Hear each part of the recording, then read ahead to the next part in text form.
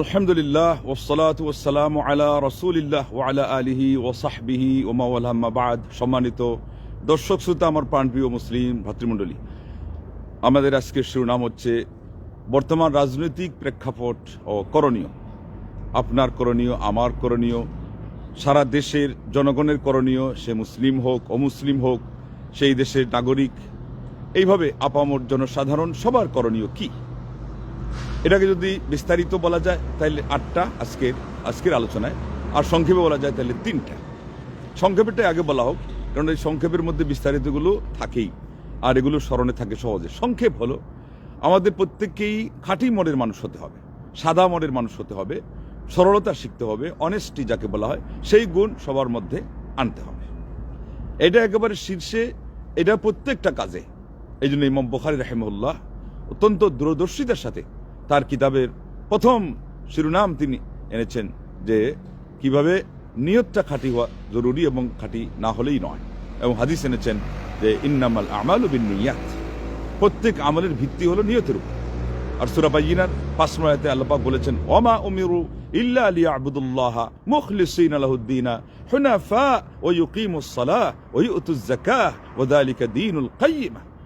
তাওহীদ সুন্নাহ আমরা তো ইজমালি ভাবে সব সময় বলি, কিছু খোলাসা করতে গেলে কথা এইভাবে আসে যে আল্লাহ পাক বললেন যে তাদেরকে তো কেবল নির্দেশ দিয়ে দেওয়া হয়েছিল এই বিষয়ে যে তারা আল্লাহ রাব্বুল আলামিনের উদ্দেশ্যে একেবারে ধাবমান হয়ে আল্লাহর দিকে ঝুঁকে তারা তার ইবাদত করবে, তার আনুগত্যকে তার জন্য নিবিষ্ট চিত্তে তারা সেটাকে খাঁটি করবে, আল্লাহু আকবার, এবং সেই সাথে তারা সালাত প্রতিষ্ঠা করবে এবং তারা যাকাত প্রদান করবে। আর এটাই হলো প্রতিষ্ঠিত দিন। এই যে দেখেন আল্লাহ পাক বলেন এটাই হলো প্রতিষ্ঠিত দিন। প্রতিষ্ঠিত দিন মুখেও হয় না, প্রতিষ্ঠিত দিন ওই কতুল কল্পিত কাহিনী দিয়ে হয় না, প্রতিষ্ঠিত দিন দিল্লি বহু দূর হয় এরকম স্বপ্ন দেখেও হয় না। যার ফলে আজকে আপনারা রাজনৈতিক অঙ্গনকে যেভাবে ঘোলাটে দেখছেন, এটা এই কারণেই যে স্বপ্নের সেই প্রতিষ্ঠা, এটা নিয়ে আমাদের একদল ভাই ব্যস্ত এবং কিছু ভাই ব্যস্ত ছিলেন, এখনো আছে। কিন্তু কথাটা আল্লাহ পাক তাদের মুখ দিয়ে বের করে দিয়ে দিয়েছেন যে শরিয়া রাষ্ট্র এখন আর ওনারা চান না। লা ইলাহা ইল্লাল্লাহ। তাইলে শরিয়া রাষ্ট্র যারা চায় না, নিজেদের মুখেই কয়েকদিন আগে শুধুমাত্র এটা ভালো না এটা মন্দ এটা বলা হয় না, কাফির বলা হয়েছে নিজেদের মুখেই। আমরা যদি কাফির বলি আলহামদুলিল্লাহ, আগেও বলবো, এখনো বলবো, মারা যাওয়ার আগ পর্যন্ত বলবো, কেননা আমরা ওই রকম নিশ্চিত হয়ে বলি।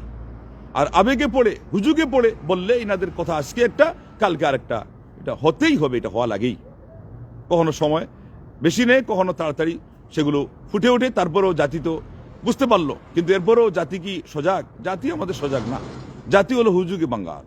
আমাদের জাতির সেই মন্ত্র হলো কি, জাতির স্লোগান হলো কি, অবস্থার স্লোগান। ভাষায় তো কেউ এটা বলে না, মাঝে মধ্যে উল্লেখ করে একজন আরেকজনকে বোঝানোর জন্য, কিন্তু আমাদের জাতীয় যেই অবস্থা, সেই অবস্থার আসল ভাষা হলো যে আমরা হুজুগে বাঙ্গাল, আমরা হুজুগের পাগল। এই জন্য যারা হুজুগে আছে তারা ওইভাবেই থাকবে, কিন্তু আমাদের দায়িত্ব যেটা সেটা আঞ্জাম দিয়ে দিতে হবে। জাতিকে জাগ্রত করার কাজ সেটা করেই যেতে হবে। এবং সার্বিক যে ইসলাম, ওই যে এটাও বোঝানো দেওয়া হয়েছে যে আফা তুমিনুনা বিবাদিল কিতাবি ওয়া তাকফুরুনা বিবাদ, এটা আজকে এখন পুরাই তো অস্বীকার হয়ে গেল। তাহলে কি দিয়ে মানুষকে কি বোঝানো হয়েছিল? ওইটাই শুধুমাত্র পার্লামেন্ট দখল করার জন্য এই আয়াত পড়া হয়। এই আয়াত কি পার্লামেন্টের জন্য এসেছিল? এই আয়াত এসেছিল পার্লামেন্ট যেদিন আপনি ছুঁই অবস্থায় না পৌঁছান সেদিনকার জন্য, যেদিন প্রবেশ করেন সেদিনকার জন্য, যেদিন সেখান থেকে কোনো কারণে বের হতে হয় সেদিনকার জন্য। এটা তো এসছে একটা কমপ্লিট কোড অফ লাইফের জন্য। নো ইস্ট না west, Islam is the best. Islam is the only one complete code of life. ইসলাম হলো প্রাচ্য দিয়ে প্রাতীচ্য দিয়ে কোনো কিছু দিয়ে নয়, উত্তর দিয়ে নয়, দক্ষিণ দিয়ে নয়। ইসলাম অন্য কোনো আদর্শ দিয়ে নয়, ইসলাম হলো ইসলামকে দিয়ে। ও রাদিতুল্লাহ কোমল ইসলাম আদিনা, আল্লাহ রাব্বুল আলামিন মনোনীত দিন, সেই দিন এটা আল্লাহর পক্ষ থেকে, সেটা একক ধর্ম, সেটাকে মনে প্রাণে আগে মানতে হবে। এবং এটার জন্য তার প্রধান যেই ভিত্তি সেটা হলো ইখলাস, একনিষ্ঠতা, মনকে ফ্রেশ করা, মনকে খাঁটি করা। কারণ মন খাঁটি থাকলে কথা এত সস্তা হয় না, কথা এত ফসকায় না, এত বদলায় না, মুখ প্লাস্টিকের হয়ে যায় না। মন খাঁটি না থাকার কারণে আজকে সবগুলোই সম্ভব। এক মুখে দুই কথা শুধু এমনি নয়, নামে মুসলমান কাজে কুফুরির কথা সরাসরি নিজে যেটা বলছে, যেভাবে বললে কাফির হয়, কারণ সে তো জানে সব, তার জন্য কাফির ফতোয়া লাগবে। আরেকজন আছে মাপ পাইতেও পারে, জাহিল মূর্খ বামপন্থী যারা, ওরা ইসলাম সম্পর্কে কিছুই জানে না, এদের একেবারে ওইটাই নিশ্চিত ধারণা যে রাজনীতি এটা একটা আলাদা দিক। অন্যান্য নীতিগুলো হলো আমাদের মুসলমান হিসেবে মানতে হবে, এটা আমাদের মাননীয়, কিন্তু রাজনীতি এটা হলো জাগতিক দিক তারা মনে করে। ইসলামপন্থী নাকি এটা কোনোদিন মনে করেছিল? তো যারা এটা মনে করে না তারা যদি শরিয়াকে বৃদ্ধাঙ্গুলি দেখায় তারা কাফির হওয়াটা নিশ্চিত। যদি বলে যে না আমরা ইসলামী শরিয়া অনুযায়ী রাষ্ট্র চালাবো না, আবার অন্যদিকে বলতে পারবে না, কারণ তারা সেখানে যায় নাই। যে যতটুকু তার সেই ওজন বহন করতে পারবে না এবং সেখানে যেতে গেলে তার পথ সুগম নয়, নিরাপদ নয়, সে যায় নাই, তাকে আল্লাহ প্রশ্ন করবেন না। এর আগের যে কাজগুলো আল্লাহু আকবার প্রস্তুতিমূলক সেগুলো তারা করছে কিনা, সেগুলো সকাল সন্ধ্যা দিন রাত সব একাকার করে যারা করছে তারা আল্লাহ রাব্বুল আলামিনের কাছে তেল থেরিয়ে পার পেয়ে যাবে এবং তাদের এই কাজের কারণে আল্লাহর গায়বী সাহায্য ত্বরান্বিত হবে। কিন্তু ওই সমস্ত কাজে নয় যেগুলোতে মুনাফিকি আছে, যেগুলোতে অজ্ঞতা আছে, যেগুলোতে মূর্খতা আছে, যে যেটা নিজে বলে হিতাহিত সেটারই জ্ঞান রাখে না, সেগুলোতে এই কাজ নয়। এদেরকে দিয়ে কোনো কাজ হবে না। তাইলে ইখলাস।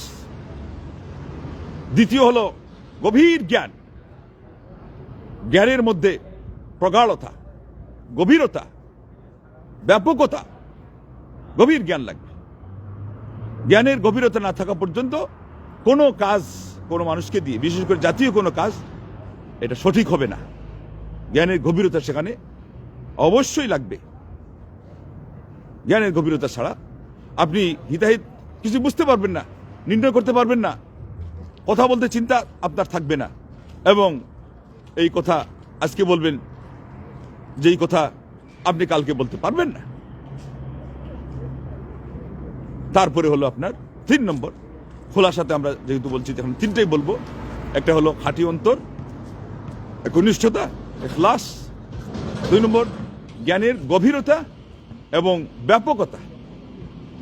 আর 3 নম্বর হলো আপনার সামাজিকতা, সামাজিক মানসিকতা, সামাজিক হওয়ার, মানুষের সাথে মিশার, মানুষকে ধৈর্য সহকারে নেওয়ার, তাদের কথাগুলোকে সুধারণায় বরণ করে নেওয়ার মানসিকতা তৈরি করা, উত্তম চরিত্র এর ভিতরে শামিল, আখলাক, শিষ্টাচার। এইগুলো হলো খোলাসা করতে গেলে 3টা লাগবে। আর ব্যাপক হতে গেলে সহিহ তারগিব আর তারহিবের মধ্যে হাদিস আসছে যে আল ইসলামু সামানিয়াতু আসহুম। এই যে সামানিয়াতু আসহুম, কয়টা? এখানে 4টা, এখানে 4টা। সামানিয়াতু আসহুম, এই হাদিসটা আমাদের সমাজে অনেক অপরিচিত। সিরিয়ার জমিনে এটা প্রচার করেছিলেন খুব বেশি করে, এমনকি তারা এখন নিজেরা স্বীকার করছে যে আমাদের মসজিদের মুসল্লিরা পর্যন্ত, আমাদের মহল্লার মুসলমান আপামর জনসাধারণ পর্যন্ত এই হাদিসটা মুখস্থ করেছে।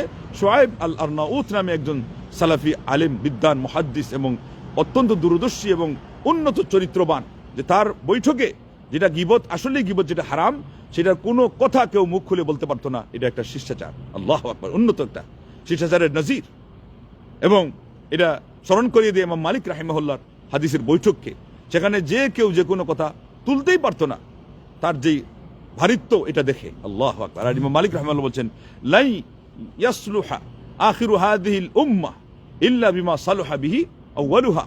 এই উম্মতের পরবর্তীদের অবস্থা কখনো উন্নত হবে না, ভালো হবে না, সংশোধন হবে না, সুন্দর হবে না অন্য কোনো আদর্শে, বরং কেবলই হবে যে আদর্শে, সেটা হলো পূর্বেকারদের অবস্থা যেটা দ্বারা সংশোধন হয়েছিল। কি দিয়ে সংশোধন হয়েছিল কম বেশি সবার জানা। আজকের আলোচনাতে আমরা যেটা বলবো তার সার সংক্ষেপ একটু আগে শুনলেন 3টা, এরপরে আরো যেটা এখন বলা হবে 8টা। আমরা এটাই আজকে আপনাদেরকে উপস্থাপন করার মাধ্যমে উপহার দিতে চাচ্ছি। আল্লাহ নবী সাল্লাল্লাহু আলাইহি ওয়াসাল্লাম বলেছেন যে ইসলাম হলো আসহুম, এর শাব্দিক অর্থ হলো ভাগ, অংশ। এখানে উদ্দেশ্য ব্যাপকভাবে এবং গভীরভাবে, এই জন্য অনেকে আমিদা বলেছেন, ভিত্তি। আল্লাহু আকবার। কারণ যে 5টা তো ইসলামের রুকুনই আছে, এটা আছে এখানে মধ্যে স্বামী 5টা তার না জানা আছে, সবার জানা আছে। একটা হলো শাহাদাত আল্লাহ ইলাহা ইল্লাল্লাহ ওয়া আন্না মুহাম্মাদুর রাসূলুল্লাহ, তাওহীদ এবং সুন্নাহ, 2টা মিলে কি একটা। 2 নম্বর হলো সালাত। এই জন্য আল্লাহ নবী বলেছেন আল ইসলামু সাহমুন ওয়াস সালাতু সাহমুন ওয়াজ যাকাতু সাহমুন ওয়াস সাওমু সাহমুন ওয়া হজ্জুল বাইতি সাহমুন ওয়া আমরু বিল মারুফি সাহমুন ওয়া নাহয়ু আনিল মুনকারি সাহমুন ওয়া আল জিহাদু ফি সাবিলিল্লাহি সাহমুন। এই হলো সর্বমোট 8টা। ইসলামের রুকুন ছিল 5টা, এরপরে আল আমরু বিল মারুফ 6, নাহয়ু আনিল মুনকার 7 এবং আল জিহাদু ফি সাবিলিল্লাহ এটা হলো 8। আমরু বিল মারুফ মানে সৎ কাজের আদেশ, নাহি আনিল মুনকার মানে অসৎ কাজে এর নিষেধ। ওয়াল জিহাদু ফি সাবিলিল্লাহ, আল্লাহর পথে জিহাদ। এই জিহাদ পরিবেশ পরিস্থিতি অনুযায়ী, আসল যেটা সেটা তো হলো একেবারে সরাসরি বিধর্মীদের মোকাবেলা করা, অস্ত্রের সাহায্যে তাদের সাথে লড়াই করা। আর এছাড়া এটার ব্যাপক অর্থে বিধর্মীদের, ইসলামের শত্রুদের মোকাবেলা করার মধ্যে কখনো এমন কিছু আছে আজকাল মিডিয়ার যুগে যে এগুলোতে আরো বেশি তাদেরকে ঘায়েল করে, নার্ভাস করে। সেই জন্য তারা যারা এগুলো করে তাদেরকে সবচেয়ে বড় শত্রু জানে। অস্ত্রের আঘাতের চেয়ে আরো বড় আঘাত তারা তার বিরুদ্ধে হানে, তার মানহানি করে, তার জানহানি করে, প্রাণহানি করে।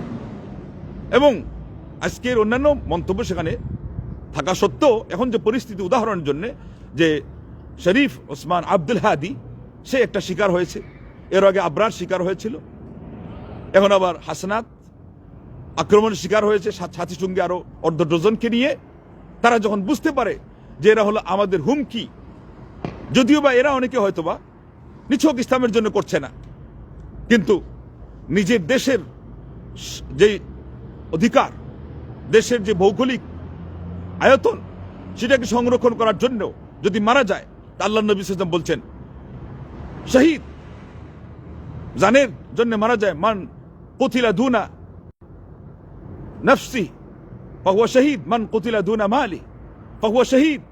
যে তার জান রক্ষা করতে গিয়ে, মানে আত্মরক্ষার জন্য, সেটার জন্য সে বাদশা দেশে প্রতিবাদ করেছে, এরপরে তাকে শত্রুপক্ষ আঘাত করে দুনিয়া থেকে বিদায় করে দিয়েছে, নবী মুহাম্মদুর রাসূলুল্লাহ সাল্লাল্লাহু আলাইহি ওয়াসাল্লাম বললেন সে শহীদ। এইভাবে সম্মান, যেটা সম্ভ্রম, মা বোনরা তাদের ইজ্জত বাঁচানোর জন্য যদি তারা এইভাবে করে লড়ে, এরপরে মারা যায় প্রতিপক্ষের আঘাতে, ফাহুয়া শহীদ, শাহাদাত বরণ করে। আল্লাহু আকবার। এইভাবে অথানি, এটা হাদিসের শব্দ না আসলেও আর কোন শব্দে আসছে, অনেকে মন্তব্য করেছেন, কিন্তু এর মধ্যে এটা শামিল, এতে কোনো আলেমদের দ্বিমত নাই যে নিজের দেশ রক্ষার্থে কেউ যদি মারা যায় তাহলে সে শহীদ। আল্লাহু আকবার। কিন্তু এই জায়গায় যারা খাঁটি অন্তরে এটা করবে না, শুধু নিজেদের কোনো উদ্দেশ্য চরিতার্থ করার জন্য করবে, তারা যেমন দেশের প্রকৃত দরদিও হবে না, ঠিক তারা মারা গেলে শাহাদাতের মর্যাদাও পাবে না। উপরন্তু সেখানে থাকলো ইসলামের ইমানের শর্ত, যেগুলো আকীদা স্বচ্ছ থাকা, সালাত থাকা অন্তত, এমনকি আমল, আহলুস সুন্নাত জামাতের নিকটে ইমানের সংজ্ঞার মধ্যে আমল আছে, জিনসুল আমল, ব্যাপকভাবে আমলটা এটা লাগবেই, এটা ছাড়া ইমানই থাকে না। তো এগুলো অনেকে আবার জানেও না। এরপরেও আজকে আমরা যদি বিজয় পেতে চাই, আল্লাহর পক্ষ থেকে সাহায্য, গাইবী সাহায্য পেতে চাই, তাইলে আমাদের এগুলো সামনে অবশ্যই রাখা লাগবে। তাইলে সবিস্তারে আমরা যদি বললাম, তাইলে ওই 3টা সহ এখানে যুক্ত করলে হয়ে গেল 11টা, আর 12 নম্বর দিয়ে আমরা ডজন পুরা করতে গিয়ে আমরা বলবো হলো আল্লাহ রাব্বুল আলামিনের কাছে দোয়া করা, আল্লাহর কাছে কান্নাকাটি করা। কান্নাকাটি করাটা এটা অনেক বড় একটা অস্ত্র, অনেক বড় হাতিয়ার। যুদ্ধের ময়দানে নবী সাল্লাল্লাহু আলাইহি ওয়াসাল্লাম বিজয় আল্লাহ রাব্বুল আলামিনের পক্ষ থেকে পেয়েছেন, সাহায্য পেয়েছেন। বিজয় লাভে যেটা কার্যকরী হয়েছে সেটা হলো দোয়ার মাধ্যমে। এই জন্য দোয়া এটা অনেক বড় একটি হাতিয়ার। আজকে আমরা কয়জনে তাহাজ্জুদের সময় কান্নাকাটি করি আমাদের দেশের জন্য, জাতির জন্য, সমাজের জন্য। আমাদের সেই সার্বভৌমত্ব শব্দটা আমার কাছে আপত্তিকর লাগে, কিন্তু এটা ছাড়া এখন পরিভাষা আর নাই। আমি বলবো যে দেশের যেই অধিকার, ভৌগোলিক অধিকার, সেটা রক্ষা করা, সার্বভৌম, এটা কিন্তু মূলত আল্লাহর সাথে মানায়। সার্বিক একেবারে ভৌমত্ব, এটা আল্লাহ রাব্বুল আলামিনের জন্য। তো এই জন্য দেশ তো আর সার্বভৌম অধিকারী হয় না। আপনি দেশটাকে আগে টিকান, যেটা আল্লাহ পাক বলেছেন যে ওয়াদাল্লাহু আল্লাযীনা আমানু মিনকুম ওয়া আমিলুস সালিহাতি লা ইস্তাখলিফান্নাকুম ফিল আরদ। তোমাদের মধ্যে যারা ঈমান এনেছে এবং নেক আমল করেছে, আল্লাহ পাক তাদেরকে জমিনের প্রতিনিধিত্ব দাঁড় করবেন। এই প্রতিনিধিত্ব মানে কি? আপনি এখানে দ্বীন এর মাধ্যমে, ইসলামের মাধ্যমে দেশ পরিচালনা করার মতো শক্তি পাবেন, ক্ষমতা পাবেন। হয়ে গেল আমাদের। আর শুধুমাত্র একটা দেশ নিলেই হয়ে যাবে? আমাদের তো আসলে চীন ও আরব হামারা, হিন্দুস্তান হামারা, মুসলিম হ্যায় হাম, ওতন হ্যায় সারা জাহাঁ হামারা। টার্গেট তো আমাদের আরো দূর পর্যন্ত, সুদূর প্রসারী, সারা বিশ্ব আপনি পরিচালনা করবেন। আপনি এত ছোট ভাবলে কেমনে হবে? কিন্তু এটার জন্য আপনার ওই রকম প্রস্তুতি লাগবে। এটার জন্য ওই ধরনের নিজের চরিত্রকে একেবারে ওয়াটার প্রুফ এবং বুলেট প্রুফ, ফায়ার প্রুফ, যা কিছু লাগে সবচেয়ে শক্তিশালী করে সেটাকে তৈরি করতে হবে। এমন আমাদের এটা মানে বাতাস আপনার প্রুফও না, এমন অবস্থা যে বাতাস লাগার আগে, একটা সুই লাগার আগেই আমাদের এটা ফেটে যায়। আমাদের ধার্মিকতা, আমাদের দিনদারি, আমাদের সে আস্ফালন, আমাদের নানান ধরনের কথা, এগুলো টিকে না, টেকসই হয় না। কেন হয় না? ইমানকে আমরা সেইভাবে মজবুত করি নাই, সেইভাবে আমরা এটাকে লালন করি নাই। আসুন এবার আমরা গোল দিতে চলে যাই, গোল। কারণ অনেকে এটার অপেক্ষা আছেন যে যেগুলো কথা বলতেছি না, এগুলো হলো আসল, কিন্তু এগুলোতে লোকজন না, কান দিচ্ছে না। তাড়াতাড়ি বলেন ভোট দিবে কারে, ভোট দিবে কাকে? এবার আসেন, ভোট দিবেন কাকে? ভোট যান, সমস্যা নাই, কিন্তু আবার অত সোজা না, দিল্লি বহুত দূর হ্যাঁ। আহলুস সুন্নাহ ওয়াল জামাত হকপন্থী আলিমরা শর্ত দিয়ে দিয়েছেন কাকে দিবেন ভোট। ব্যাপক অর্থে সেটা মুসলমানও হতে পারে। ইসলাম বলা হয় এই জন্যে যে মুসলমান দিয়ে তো আমরা ভালো আশা করি, কিন্তু আজকের যুগে যে মুসলমান এমনও আছে যে তার চেয়ে অনেক হিন্দু ক্ষতি কম করবে। উপকার তো ওই প্রসঙ্গই বাদ। হিন্দু যদি ক্ষতি কম করার মতো হয়, নিশ্চিত জানেন তাদের থিওরি আছে, কিন্তু মতবাদ আছে, তাইলে আপনি তাকে দিয়ে আপনি ওই মুসলমান যে একেবারে ক্ষতি করবে, হয় ঘোষণা দিয়ে দিছে, তার নেচার থেকে পাওয়া গেছে, অথবা সে আরেক দলের লিয়াজু হয়ে এখানে আসছেই গদিতে, এখানে থাকতে গেলে ওদের কথায় উঠবোস করতে হবে, তাইলে এই জন্য এখানে আর ওই আজকালকার পরিস্থিতি অনুযায়ী এটা আর অত বেশি চূড়ান্ত না।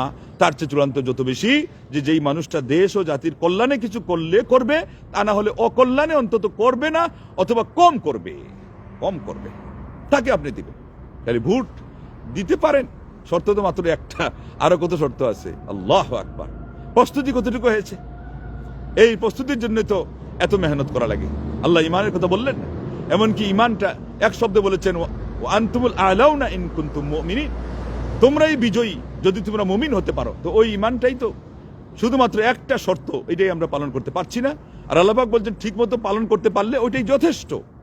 আল্লাহু আকবার। তাহলে পরে এই ইমানের শেকড়ে পরিচর্যা করা, এই বৃক্ষটাকে যত্ন করা এমন ভাবে যে লাথি খাবো গাঠটি ছাড়বো না, পদ আসুক আর যাক, আমার স্বার্থ আসুক আর যাক, যেটাই আসুক আর যাক, আমার দিন থাকতে হবে। কিন্তু এখানে এই সামান্য কিছু একটা দেখেই আর আমরা শরিয়া রাষ্ট্র আমরা করবো না, আমাদেরকে ভারত বলছে, তাদেরকে গোপন সেই বৈঠকে কি হয়েছে বলবো না। এটা কি বাতাস প্রুফ? এটা বাতাস প্রুফও বলা যায় না, এটা বেলুনের চারো ঠুটকা। আল্লাহু আকবার, আল্লাহু আকবার। এই জন্যই তো আমাদের আলিমরা এখানে দীর্ঘ শ্বাস নিয়ে কথা বলেছেন। যারাই নির্বাচন যেতে বলেছেন এইভাবে বলেন নাই। প্রস্তুতি কতটুকু হয়েছে? এই প্রস্তুতিতে আমরা এখন দেখলাম যে জিরোর কোটায়। সময় যত ঘনিয়ে আসতেছে, আমাদের ভিতরকার যত মুনাফিকি, আমাদের ভিতরকার যত লঙ্ঘন, আমাদের ভিতরকার যত স্বার্থপরতা, আমাদের ভিতরকার যত বাস্তব হিংসা, যে আমিই চাই অন্যকে দিতে নাই, এটা প্রকাশ হচ্ছে। এখন আন্দোলনটা তাদের দোষে বাইর হলো, ইসলাম আন্দোলন, নাকি না অন্যদের দোষে বাইর হলো? কথা তো দুই দিকেই চলছে। আমি এখন ওই দিকে যদি নাও যাই, সহজ কথা হলো যে আমাদের সেই প্রস্তুতির মধ্যে পরিপক্কতা যে ছিল না, এই কথা তো একমত হওয়া ছাড়া আপনার কোনো উপায় নাই। আমরা শুধু এটাই বলতে চাচ্ছি, এটাকে দৃঢ় করা দরকার। ওই পরিস্থিতি আসার আগে, আজকে আমরা ময়দানে অবতরণ করার আগেই আমাদের হযবরল ভাব কি হয়ে গেল, প্রকাশ পেয়ে গেল। কেউ পরিষ্কারভাবে যারা ইসলাম বিদ্বেষী কথা বলেছে তাদের সাথে একাত্মতা ঘোষণা করলো, বলল যে ইসলামী কিছু দল আছে, তাদের নেগেটিভ কিছু দিক আছে, অবশ্যই দিক আছে, অনেক মারাত্মক ভুল আছে, কিন্তু এখন যে শক্তিটা এটা ইসলামের পক্ষে একটা, আর এটা ইসলামের বিপক্ষে, আপনাদের কোন বুদ্ধিতে এটা কুলালো যে এখন আপনারা বিচ্ছিন্ন হয়ে গেলেন? এখন আপনারা তাইলে কিসের কারণে ওখানে গেলেন? এই দল ইসলামী ভুল কিছু প্রচার করবে, ওরা কি করবে? ভুল শুদ্ধ সকল ইসলামের 12টা বাজাবে। বড় বড় বাঘা বাঘা কিছু আলেমরা গেছেন কি জান নাই? এটা আপনারা সবাই দেখেছেন, ছবি সহ দেখেছেন। একজনের লাঠির এইরকম মানে ঝাঁকুনি দেখলে মনে হয় যে ইমান আর ইসলাম তার লাঠির ঝাঁকুনির মধ্যে আসে আর যায়। অথচ এত মূর্খ যে নবী সাল্লাল্লাহু আলাইহি ওয়াসাল্লাম যেখানে হাদিসে পায়ে পা লাগানোর কথা বলেছিলেন, সেটা নিয়ে সে ক্রিটিসাইজ করছে এবং বলছে যে ওই আরেকজনের সাথে পা লাগাইতে গিয়ে তোর পিছন দিয়ে তাও কাঁচা শব্দ বলছে, মারাত্মক নোংরা শব্দ বলছে যে শয়তান আসে আর যায় কত ডজন, তুই দেখোস না। এরা ইসলাম করবে? এখন তো তারা দেখাচ্ছে ইসলাম কিসের করবে? তারা জাতীয়বাদ এটাও কুফরি মতবাদ, যেমন ধর্ম নিরপেক্ষতাবাদ এটাও কুফরি মতবাদ। বরং জেনে রাখেন, ধর্ম নিরপেক্ষ মতবাদ এটার মধ্যে অন্যান্য মতবাদের তুলনায় ওই মতবাদ হিসাবে, মানুষ হিসাবে তো তাদের অবস্থা নষ্ট হলে নষ্ট, খারাপ হলে খারাপ, ওই মতবাদ হিসাবে এখানে কিন্তু আপনার ইসলামকে নিয়ে তাদের এত এলার্জি নাই। তাদের যেমন অন্য কোনো ধর্মকে নিয়ে এলার্জি নাই, যেমন অন্য কোনো ধর্মকে নিয়ে তাদের দরদও নাই। এটা যদি না বুঝেন সহজে, তাহলে ইরানকে দেখেন। ইরানের জন্য আজকে অনেক মুসলমানই, তারা তো সবাই শিয়া, কিন্তু এরপরও আগে যেটা ছিল শাহ বংশের, এটা অনেকেই চাচ্ছেন সুন্নি মুসলমানদের। কেন? যে শাহটা হলো সেকুলার মানসিকতার, সেকুলার মনোভাব পণ্য শিয়া, ও কিন্তু সুন্নি আলেমদেরকে কাটা তো দূরের কথা, সুন্নি প্রতিষ্ঠানের উপর আঘাতও আনতো না। কিন্তু শিয়া যখন আসছে তখন সুন্নি মুসলমানদের পার্সেন্টেজ হলো 32, তারা মানুষকে শুনাইছে 7 থেকে 8, আর সুন্নিদেরকে কেটে কেটে মার কাট করে বিভিন্ন জায়গা থেকে, ছাত্রদেরকে প্রতিষ্ঠান থেকে, শিক্ষকদেরকে শিক্ষকতা থেকে, অন্যান্যদেরকে কর্মসংস্থান থেকে তারা বিতাড়িত করেছে, বঞ্চিত করেছে, এবং তাদেরকে যেন তেন প্রকারণে হেনাস্তা করেছে, তাদেরকে আঘাত করেছে। এখন যারা এগুলো বুঝেন না তারা আজকে সহজ করে আমার আলোচনা এই একটা পয়েন্ট দিয়ে কিন্তু ঘুরাই দিতে পারবেন। এটা আপনার গায়ে শক্তি থাকলে পারবেন, কিন্তু আপনাকে বিবেচনার জন্য আমি বলছি যে পারেন কিভাবে জানেন, সরাসরি বলবে যে এই মৌলবী হলো ওই আওয়ামী লীগের দালাল, এটা বলেই দিবে। হ্যাঁ, আল্লাহু আকবার। আমরা আজকে এমন একটা পরিস্থিতির শিকার হয়েছি, এই জাতিকে আপনি সঠিক কথা কেমনে বুঝাবেন? এই জাতিকে আপনি সঠিক জিনিস কেমনে খাওয়ানো তো দূরের কথা, তার কানে রাখবেন মাত্র, রাখার আগেই তো অ্যালার্জিতে শেষ। এই জাতি অ্যালার্জিতে এদের পুরা শরীর মাথা থেকে পা পর্যন্ত একেবারে ভংসং করতেছে খালি। অথচ যে কোনো মুহূর্তে জাতি নিজে ডুবে যায়, দেশ ও জাতিকে নিয়ে আরো ডুবার পালায়, সে প্রতিযোগিতায় প্রবৃত্ত হয়, বুঝতেই পারে না। অথচ প্রকৃত শুভাকাঙ্ক্ষী যারা বাস্তবকে সামনে রেখে কথা বলে, এরও আগে দলিলকে সামনে রেখে কথা বলে, এদের কথা থেকেই তারা সবসময় কি অ্যালার্জি নেয়। কিন্তু এদিকে যারা এই যে দ্বিমুখী কথা বললো, কুফুরি কথা, শিরিকি কথা নিজের মুখে, এরপরে নানা মারাত্মক পর্যায়ের ছেলেমি করলো, ইসলামকে তুচ্ছ তাচ্ছিল্য করলো, ঠাট্টা মস্কারি করলো, এখন আবার মাপ চায়, এক ডজনবার বাজে কথা বলে ডজনবার মাপ চায়, এদের কিন্তু বাজার কমে না। ওই কিছু একটা মন্তব্য হয়, তারপরে বাজার বেড়ে যায়, কিন্তু হকপন্থী আলেমদের বাজারটা জুটেই না। এই জাতির সামনে আপনি কি নিয়ে দাঁড়াবেন? তারপর আমাদের দাঁড়িয়ে যেতে হবে। সকাল নাই, সন্ধ্যা নাই, রাত নাই, দিন নেই, যেহেতু প্রকৃত দিন ওই যে পুরাটা দিন নিয়ে যারা দাঁড়িয়েছে তাদের দায়িত্ব বড়, তাদের স্কন্ধে আল্লাহর পক্ষ থেকে যে দায়িত্ব আরোপ করা হয়েছে এটা অত্যন্ত ভারী। ইন্না সানুলকি আলাইকা কাউলান সাকিলা। অতএব হে দুআত ইলাল্লাহ, যারা প্রকৃত অর্থে ব্যাপকভাবে ইসলামকে বুঝেন এবং তার প্রায়োরিটিতে তাওহীদকে প্রায়োরিটির জায়গায় রাখেন, সুন্নাহকে সুন্নাহর জায়গায় রাখেন, সালাতকে সালাতের জায়গায় রাখেন, ইসলামের রুকন হিসাবে আমলের দিক থেকে সে হলো প্রধান এবং প্রথম। ওয়া'লামু আন্না খায়রা আমালিকুমুস সালাহ। আল্লাহর নবী সাল্লাল্লাহু আলাইহি ওয়াসাল্লাম বলেছেন, জেনে রাখো তোমাদের সর্বোত্তম আমল হলো নামাজ। মারা যাওয়ার আগে তার ওসিয়ত ছিল নামাজ, নামাজ, নামাজ। আজকে এই নির্বাচনের ক্যাম্পাস নিয়ে রাত ঘনায়া যায়, মানুষের শেষ হয় না, খিচড়ি খাওয়া শেষ হয় না, কিন্তু এরপরে কয়জন ফজরের সালাত পড়ে? কয়জন ওই ধরনের বক্তা ফজরের সালাত পড়ে? আল্লাহর পক্ষ থেকে সাহায্যটা আসবে কিভাবে আপনি আমাকে বলেন। এই জন্য সিয়ামের মাস আসতেছে, কথা বললে তো অনেক লম্বা করা যায়, সংক্ষেপে আমরা শেষ করার দিকে চলে যাচ্ছি। আপনি প্রস্তুতি নেবেন, রমজান মাস আসলে হবে না। সালাফে সালেহিনরা 6 মাস আগাম প্রস্তুতি নিতেন দোয়ার মাধ্যমে, আর বাস্তব প্রস্তুতি নিতেন রজব মাস থেকে। আজকে তো রজব মাস শেষের দিকে, চারা লাগিয়ে দিতেন, শাবানে গাছের শিকড়ে পানি সেচ দিতেন, আর রমজানে ফলন তুলতেন, শস্যাদি তারা তুলতেন। এইভাবে আপনি কাজ করা শুরু করেন, দোয়া জিকির এগুলো নিয়মিত পড়েন, আপনার সেফটি যেগুলো ইসলামের পক্ষ থেকে সেগুলো আপনি অবলম্বন করেন, তাইলে আল্লাহ আপনাকে সংরক্ষণের ব্যবস্থা আল্লাহ করে দিবেন, সুরক্ষা মহান রব্বুল আলামিন দিবেন, জানমালের হেফাজত করবেন। আর এটাকে নিয়েই তো সবকিছু নিয়েই তো দেশকে আল্লাহ রব্বুল আলামিন হেফাজত করবেন। ভৌগোলিক আমাদের যত সীমানা আছে এগুলো যদি আল্লাহ রব্বুল আলামিন তার গায়েবী সাহায্য দিয়ে সংরক্ষণ না করেন, আছে আপনার আমার গায়ে ক্ষমতা শক্তি? না আমাদের অস্ত্রবল আছে, না মনোবল আছে, না আমাদের জনবল আছে। আমরা তো সব দিক থেকে রিক্ত হস্ত। সেজন্য তো আমাদের অনেক অন্যদের লিয়াজু হওয়া ছাড়া তাদের গদিতে আসাও হয় না, থাকাও হয় না। লা ইলাহা ইল্লাল্লাহ। কিন্তু যে যত বেশি নিরুপায়, তার সবচেয়ে বড় বুদ্ধিমত্তার কাজ পরিচয় হবে সে ওই সবচেয়ে শক্তিশালী যিনি, তার মোকাবিকি হওয়া। আল্লাহু আকবার, লা ইলাহা ইল্লাল্লাহ। আল্লাহ রাব্বুল আলামিন যদি দয়া করেন, তিনি আপনাকে রক্ষা করবেন, পরিবারকে, সমাজকে, দেশকে, জাতিকে, তামাম জাহানের মুসলমানদেরকে হেফাজত করবে। এটা করতে গেলে কি লাগবে? আল্লাহকে সন্তুষ্ট করার মতো পুণ্যের পুঁজিকে বাড়ানো লাগবে, পাপ থেকে বিরত থাকা লাগবে, সমাজকে ওই যে সৎ কাজের আদেশ এবং অসৎ কাজের নিষেধের মাধ্যমে পাপ পঙ্কিলতা থেকে সরিয়ে আনতে হবে। আল্লাহ নবী সাল্লাল্লাহু আলাইহি ওয়াসাল্লাম বলেন, ওয়ালা তাতরাউন্না ইলাল হাক্কি আতরা। তোমরা মানুষকে হকের পথে আনবে, যতটুকু ক্ষমতা আপনার, যতটুকু আল্লাহ দিয়েছেন, গায়ের শক্তি, বলার শক্তি, অন্যায়ের প্রতিবাদ করতে গেলে বলেছেন ক্ষমতা থাকলে সেটা প্রয়োগ করে, না থাকলে কথা দিয়ে, না থাকলে অন্তরের ঘৃণা দিয়ে। আজকে আমরা এইগুলোতে নাই। এগুলোর পর্যায়ক্রমটা বজায় রাখা, ক্লাসিফিকেশন বজায় রাখার কথা ওই আলোচনার সময় আমরা শুনি, বলি, কিন্তু আমলের সময় আমরা এটাকে হারিয়ে ফেলি। তো আল্লাহ রাব্বুল আলামিনের সাহায্য সেই জন্যই আমাদের হাতছাড়া হয়ে যায়। আসুন শেষের কথাগুলো, তারপরে কি বলছিলাম যে ঐক্য ঐক্য ঐক্য হলো এটা আমাদের একটা অভিনব শক্তি, ওইটাই আমাদের দিন দিন খালি হচ্ছে খর্ব, আর বাড়ছে প্রত্যেকের মনের গর্ব। আমি আমাকে দিয়ে সর্বে সর্বা, আমি একাই 100, এই করতে করতে আর স্বার্থ যে আমার দল এটার থাকতে হবে বেশি, অন্য দল কেন সেখানে নাক গলাবে, নাক যদি গলায় তাহলে থাকলে থাক, না থাকে যাক, এগুলো করলে তো হবে না। আর এইগুলো আজকে আমাদের বেশিরভাগ আমাদের যেটা মুদ্রাদুষে পরিণত হয়েছে, যার ফলে আমাদের ঐক্যটা যতই আমরা স্বপ্নে দেখি এমনকি বাস্তবে এই যে হাতে হাত দেখছেন না, এই হাত ধরে লটকে গেছিল একেবারে স্টেজের মধ্যে, বোঝা গেছিল যে ঐক্য মানে কি জমিন একেবারে নিশ্চিত করে আসমান পর্যন্ত চলে যাবে ঐক্য নিয়ে, অথচ এখন ওই গুড়ির চেয়ে আরো আগে আমাদের ঐক্য ভেঙে খান খান হচ্ছে। এর কারণ কি? ভিত মজবুত না। এই ভিত্তিকে মজবুত করার মাধ্যমে আগে ইমান আকীদা আমল সমৃদ্ধ হতে হবে, সমাজকে করতে হবে, এবং তারপরে নিজেদের পারস্পরিক আন্তরিকতা, ইখলাস, মোহাব্বত, ভালোবাসা, এই যে এটার যে একটা আপনার দাম, এটা খুব ভালো করে এটা দিতে হবে, সেটা দিতে হবে যে লাথি খেলো গাঠটি ছাড়বো না, তাইলে আল্লাহর পক্ষ থেকে সাহায্য আসবে। আমাদের আলিমগঞ্জ যখন বলেছেন যাওয়ার জন্য, তখন এগুলো বলে দিয়েছেন। 3 নম্বর হলো তাইলে ঐক্য।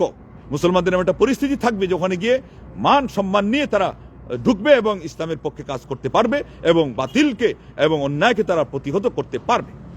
এখন যেটা হচ্ছে, এরা নিজে গিয়ে আরো বলবে যে আমরা যেহেতু গণতন্ত্রের মাধ্যমে আসছি, এখানে আমরা সকল ধর্মেরই প্রতিনিধিত্বকারী, আমাদেরকে মসজিদের জন্য বাজেট পাশ করতে গেলে মন্দিরের জন্য করতে হবে, গির্জার জন্য করতে হবে, আমাদের এটাও করতে হবে, ওইটাও করতে হবে। এখনকার এই হলো ইসলাম, এটা হলো আব্রাহাম লিঙ্কন এর খোড়া, মানুষটার এই খোড়া যে থিওরি মতবাদ, এটার হলো আপনার প্রতিচ্ছবি।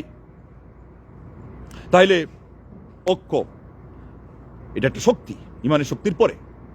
3 নম্বর হলো কথা বলার মতো যোগ্যতা থাকতে হবে। এর অর্থ হলো সেখানে যেমন বাক শক্তি লাগবে, ঠিক তদ্রূপ অভিজ্ঞতা লাগবে।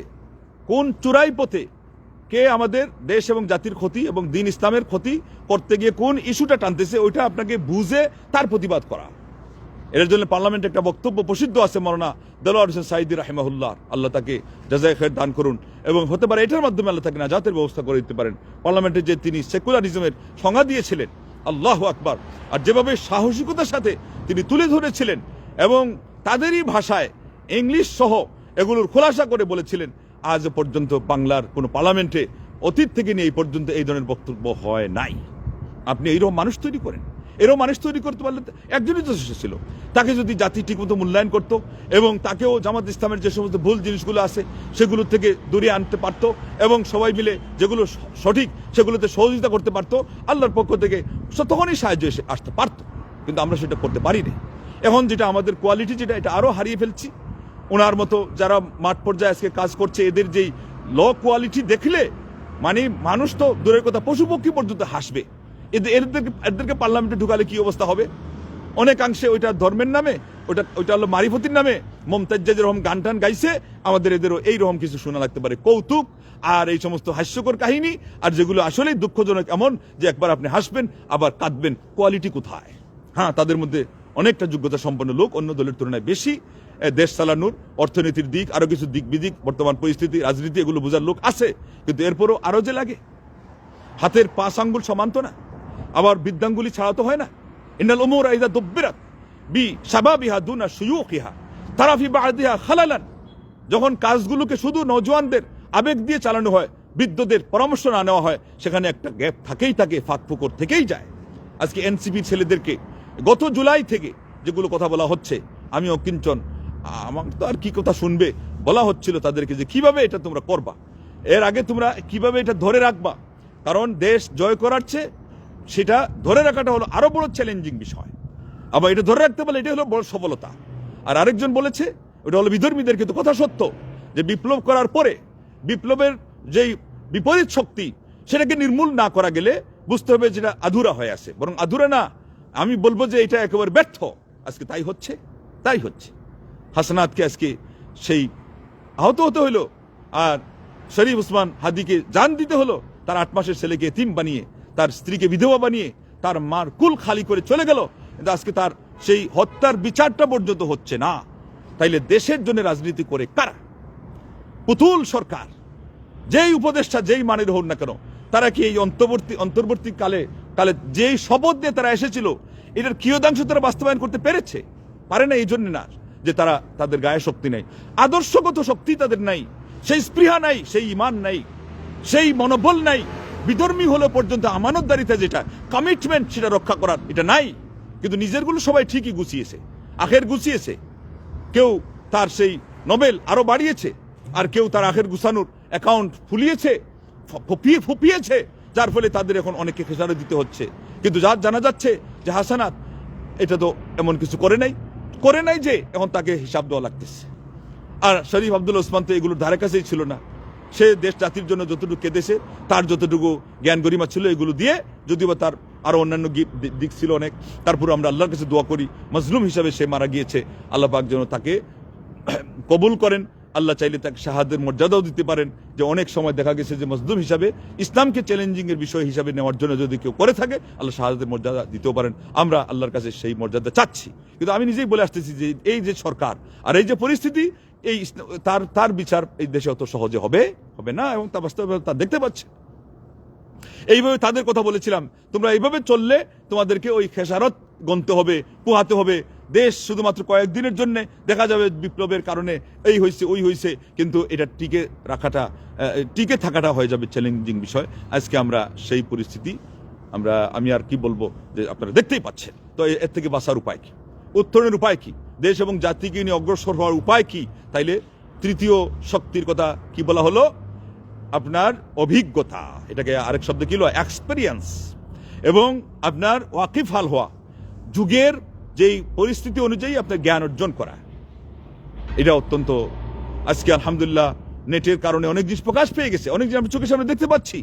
জাতিসংঘের অফিস ঢাকায় আছে, ট্রান্সজেন্ডার মেশিন আমাদের সেই সরকারি হসপিটালে প্রবেশ করে ফেলেছে। এগুলো কি? এগুলো হাতিয়ার, তাদের হাতিয়ার। জেগে বসেছে। ব্রাক বিশ্ববিদ্যালয় দেশে করে দেওয়া হয়েছে। এনজিও গুলো কিভাবে জেগে বসেছে, কিভাবে তাদের শেকড় মজবুত করে বসে আছে।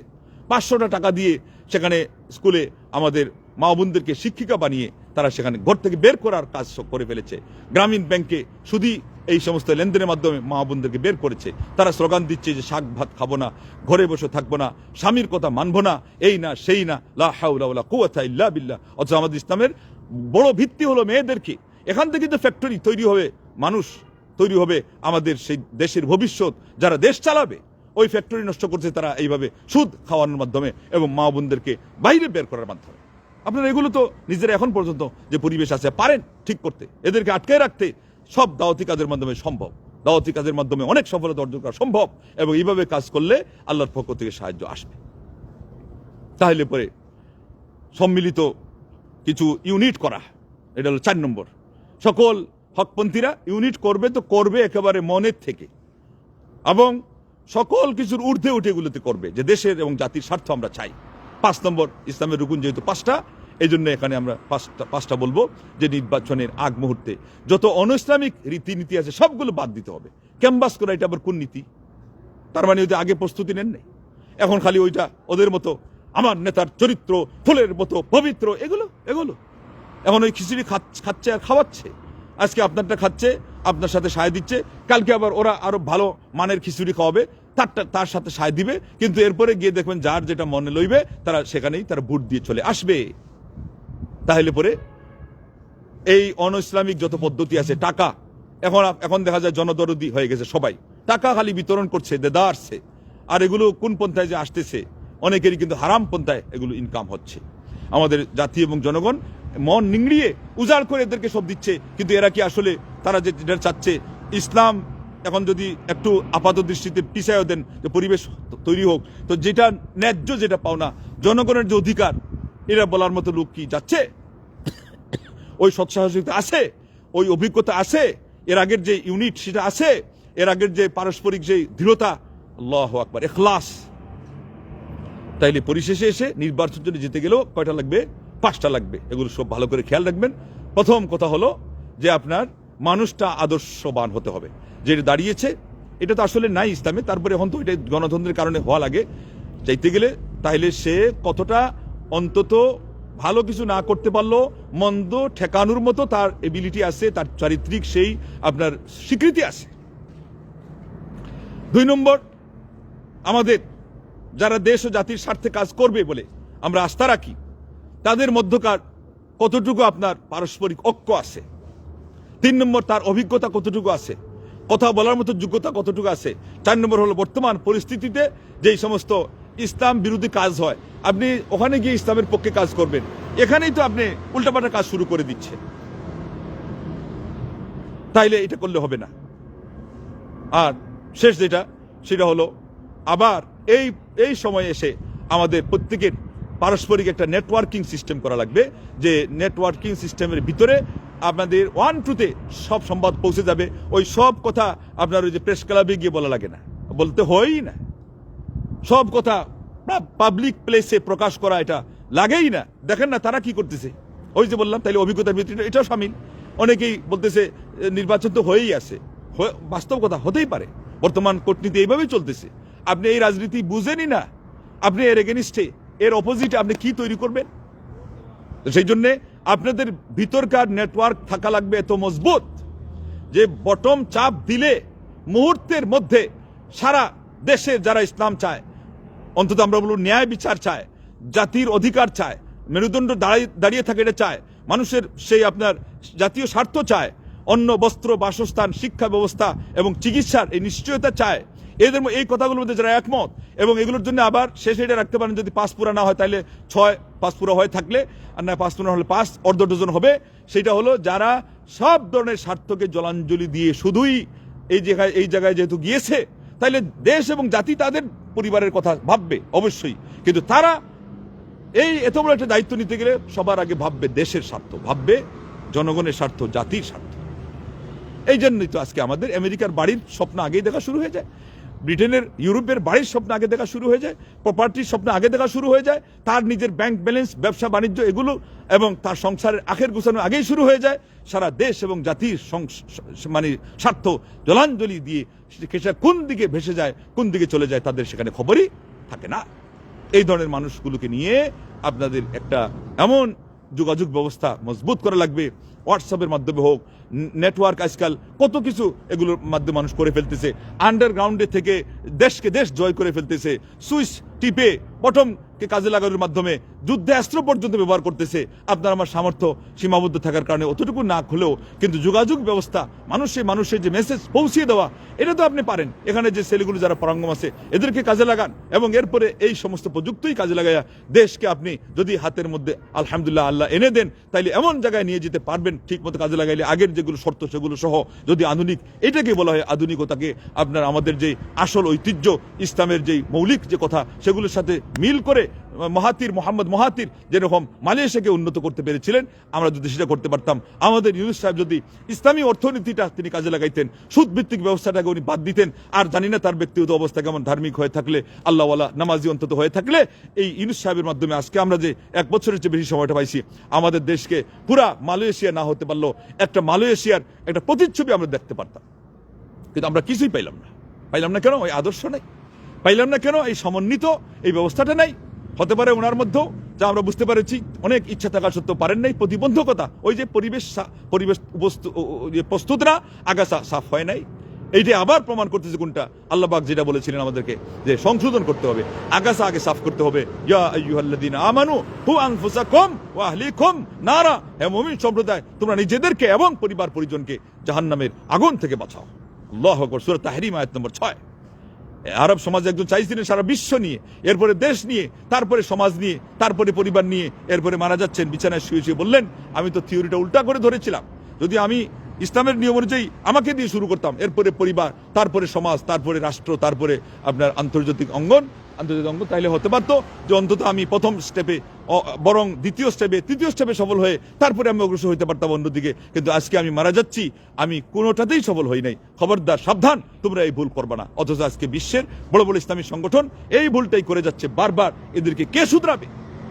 এবং যারা সংশোধনমূলক কথা বলে, যারা সেকুলারদের টান দেওয়ার মতো আলেম আছে, যারা ওইভাবে জাতিকে নিয়ে চিন্তা করার মতো আলেম আলহামদুলিল্লাহ এখন আছে ক্ষণজন্মা, যাদের কথা বলতে গেলে মানুষ হিসাবে কিছু ভুল হতে পারে, কিন্তু নীতি নৈতিকতায় এবং চিন্তা চেতনায়, অধ্যাবসায় এরকম কোনো ভুল নেই। আজকে তাদের কথা শোনার মতোই মানুষ নেই।